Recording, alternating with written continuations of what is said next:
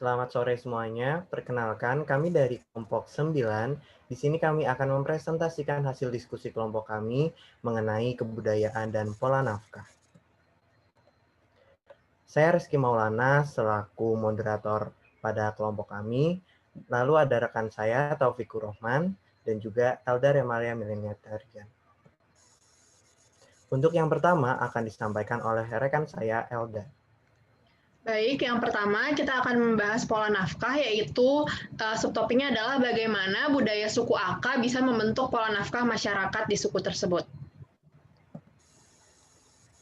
Baik, seperti yang sudah kita tonton di video bersama-sama, bahwa suku Aka ini punya banyak sekali kebudayaan ya. Jadi mulai dari budaya seperti dalam satu rumah yang boleh tidur dalam satu kamar hanya orang tua saja.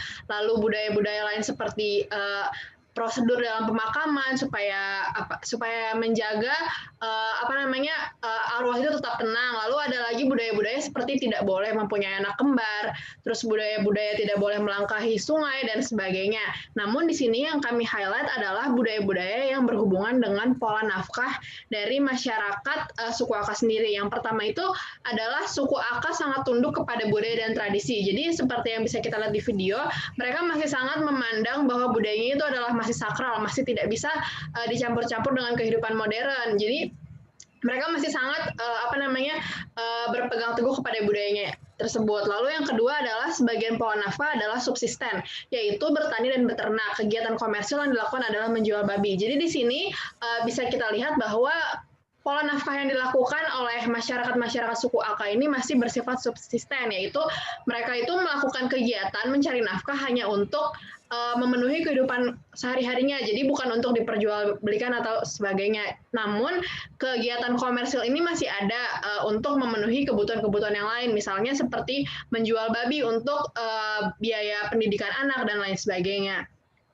Nah, yang ketiga itu ada pola nafkah yang lain, yaitu berladang. Jadi seperti yang kita tonton di video, salah satu pola nafkah yang dilakukan oleh masyarakat suku Aka adalah berladang. Jadi bisa kita lihat bahwa mereka akan mencari lahan baru setelah lahan lamanya tidak bisa lagi ditanami atau sudah tidak subur lagi. Dan di sini berhubungan dengan budaya mereka, yaitu mereka akan mencari lahan dan menyesuaikannya dengan hari yang baik, karena mereka punya budaya yang mempercayai bahwa memulai sesuatu di hari yang baik itu akan menghasilkan kegiatan yang baik pula.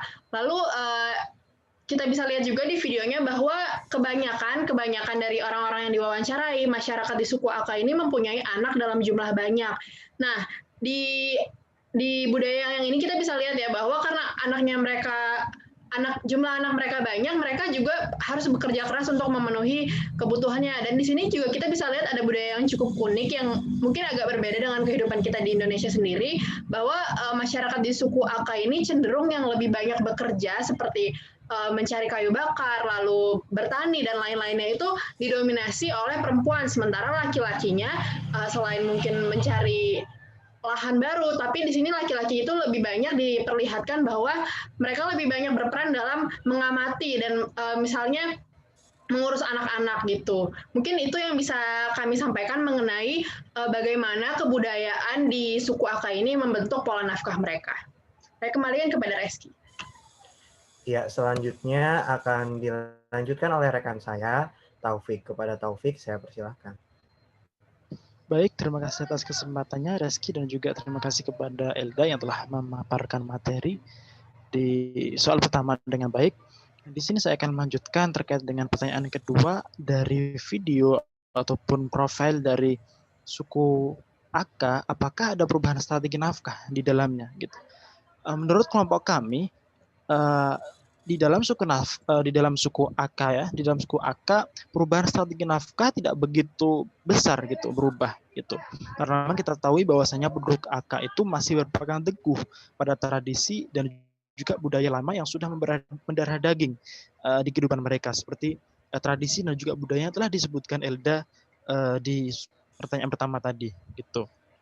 Nah, kemudian selain itu juga kita tahu bahwasanya suku Aka merupakan salah satu suku yang berada pada lapisan bawah gitu, sehingga mereka harus bertahan hidup dengan budaya tradisi yang cukup unik juga ya, tadi bahwasanya perempuan lebih banyak dan juga anaknya juga banyak, sehingga menuntut mereka untuk bekerja lebih keras lagi, apalagi mereka adalah masyarakat yang berada pada lapisan bawah gitu, sehingga effort untuk bertahan hidup sangat sangat diperlukan gitu, sehingga mereka pola nafkahnya adalah subsisten, yaitu dengan mengandalkan pertanian dan juga ladang berpindah tadi, dan juga menambah untuk bertahan hidup itu mereka juga bernafkah ganda gitu, yaitu dengan menjual hasil ternak seperti babi ke tetangganya untuk bertahan hidup gitu. Nah, kemudian perubahan strategi nafkah yang terjadi apa gitu.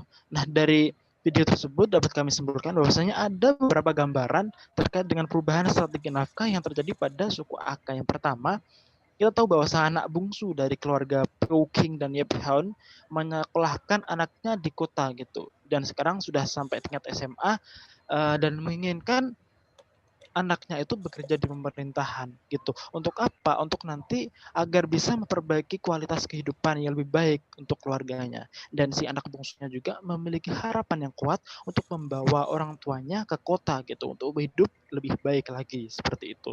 Nah, selain itu juga ada gambaran perubahan strategi nafkah yang mungkin bisa terjadi nantinya. Itu ada beberapa suku Aka yang menginginkan pindah di tempat yang lebih bawah ya, tidak di puncak dari gunung, tetapi di bawah yang mana dekat dengan jalan beraspal dan juga teraliri listrik seperti itu. Nah, kemudian dari gambaran perubahan strategi nafkah itu apa yang menjadi penyebab itu?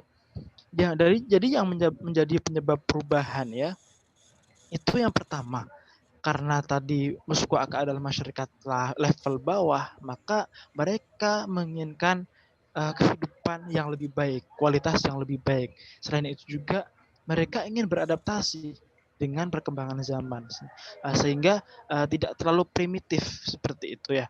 Nah, kemudian jikalau perubahan strategi itu terjadi, ya apa yang mungkin nanti akibatnya ya yang terjadi pada suku Aka? Yang pertama, dikhawatirkan masyarakat suku Aka itu kehilangan tradisi dan budaya yang telah mengakar sebelumnya gitu. Dan hal itu sudah terjadi pada anak bungsu dari keluarga Peking dan Nephew yang berusia 18 tahun, bahwa mereka bahwa anak bungsu tersebut sudah tidak terikat gitu dengan tradisi dan juga budaya suku Aka karena dia tinggal di kota gitu. Nah, kemudian kedua, akibat yang terjadi jadi apa? Dikhawatirkan adanya konflik gitu antar masyarakat suku Aka, karena memang kita ketahui bahwasanya ada beberapa kelompok masyarakat suku Aka yang ingin pindah tempat yaitu lebih dekat dengan jalan aspal dan juga teraliri listrik. Namun ada juga sebagian yang ingin tetap tinggal di daerah tersebut karena memang tidak punya cukup uang dan takut kehilangan tradisi dan budaya